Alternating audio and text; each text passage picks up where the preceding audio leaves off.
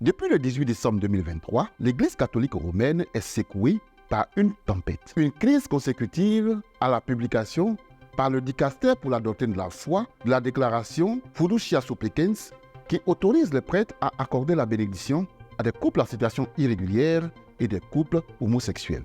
Une décision qui a soulevé un tollé général. Suite à la déclaration de cette publication, de vives protestations se sont levées. On ne peut pas bénir des couples homosexuels, ont clairement fait savoir une frange importante de l'Église catholique. Pour des raisons pastorales, les bénédictions des unions de personnes du même sexe ne sont pas autorisées au Malawi, ont fait savoir les évêques de ce pays d'Afrique australe.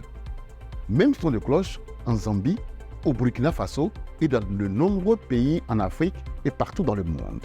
En Côte d'Ivoire, de nombreux prêtres catholiques ont déjà fait savoir leur avis. Personnellement, je ne suis pas prêt à donner la bénédiction à un couple homosexuel pour ce qu'il est, pour quelque raison que ce soit. Ce n'est ni un jugement, ni une condamnation de leur personne, a fait savoir un prêtre bien connu en Côte d'Ivoire. Un avis largement partagé par nombre de ses confrères. Il n'est pas question de se plier à cette directive du pape François. Mais cette position est contrebalancée par d'autres confrères qui estiment qu'il faut dédramatiser la situation. L'Église ne veut pas, tout simplement, par cette ouverture exceptionnelle, apporter des restrictions à la bénédiction accordée à ses enfants et à ce que Dieu a créé. C'est pour cela que l'Église va en prison pour prier avec des personnes même condamnées à mort. L'Église bénit les animaux, les champs, les hôtels, les bars, les restaurants. Tout simplement parce que l'Église veut consacrer la vie, l'amour, la joie et la solidarité.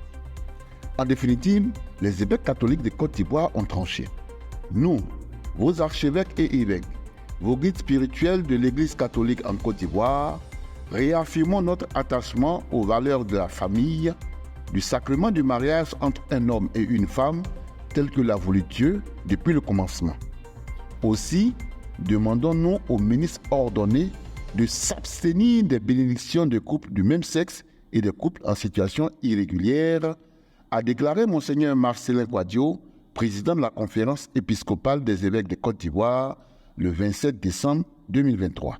Pour leur part, les membres de la communauté LGBTQ que nous avons interrogés ont salué cette ouverture historique de l'Église catholique.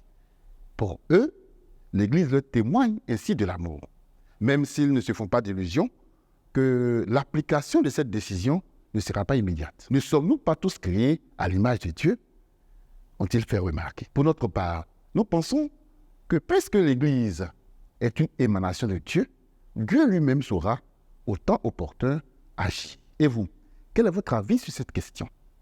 Faites-le nous savoir en commentaire et merci de nous suivre sur VNews. Shalom.